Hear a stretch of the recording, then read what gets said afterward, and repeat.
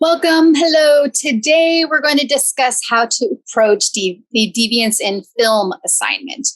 You've been asked to write a paper analyzing some of the themes we've discussed as they manifest in a particular film.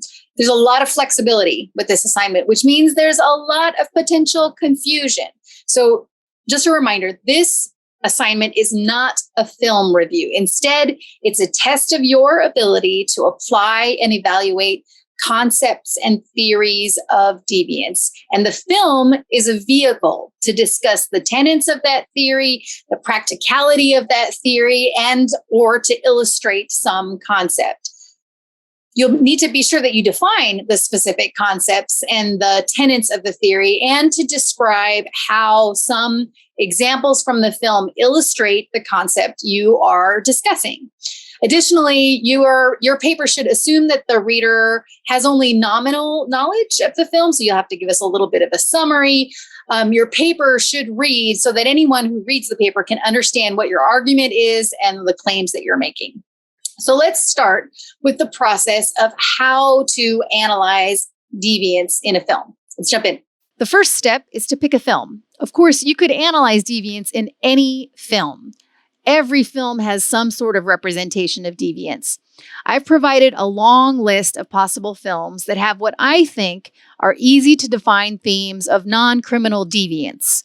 I've included classic films, so you can fill your film education gap.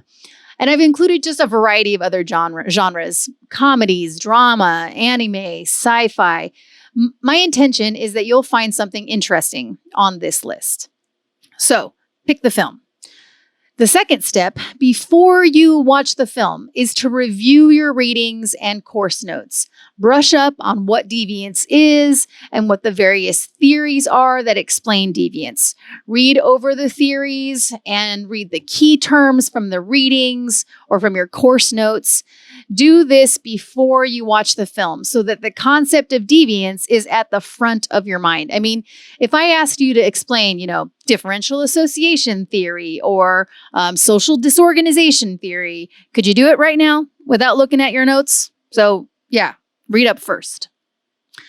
Once you've reviewed your notes, you could decide that you want to search the film for some aspect you've studied. Maybe you loved learning about stigma or social control, or you loved some theory that we studied. Great.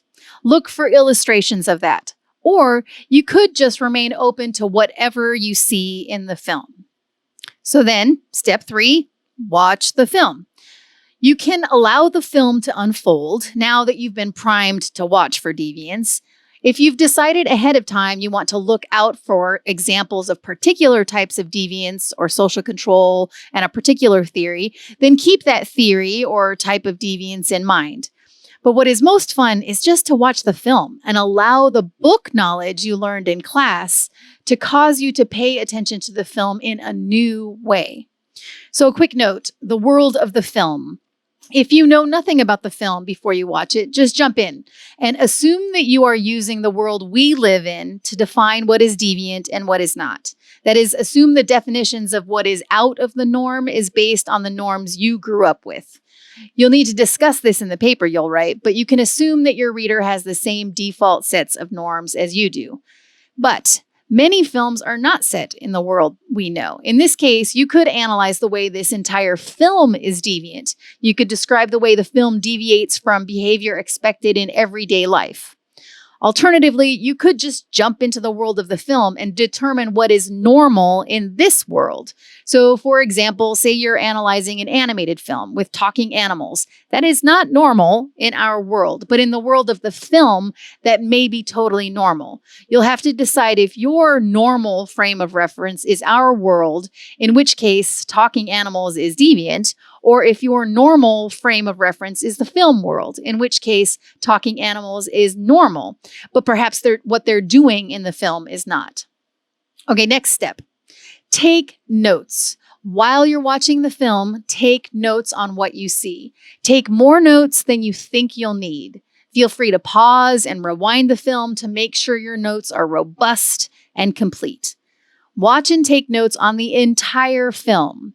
If you decided to focus on some particular aspect of deviance before you start watching, pay special attention to those moments in the film, but stay open to whatever the film presents. You'll probably find a lot more examples of deviance than you anticipated at first. After you watch the film, it's on to step 5, deciding what themes you want to discuss. You may have started the film wanting to talk about a particular topic in deviance and social control, but maybe you noticed a different theme or themes that are more interesting. You could choose a character in the film that engages in deviant behavior and then evaluate that character's behavior by applying the theory of deviance you believe best explains their behavior. Whether you stick with your original idea or you go with a new idea, you'll need to select examples from the film that you use to discuss the theme that you found.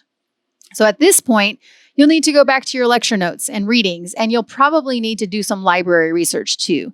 You'll need to explain the theme in terms of the research in deviance and social control, and you'll use the scene in the film as an illustration of that concept of deviance or social control. So you'll need to make sure you really understand that conception of deviance or social control, and voila, library research.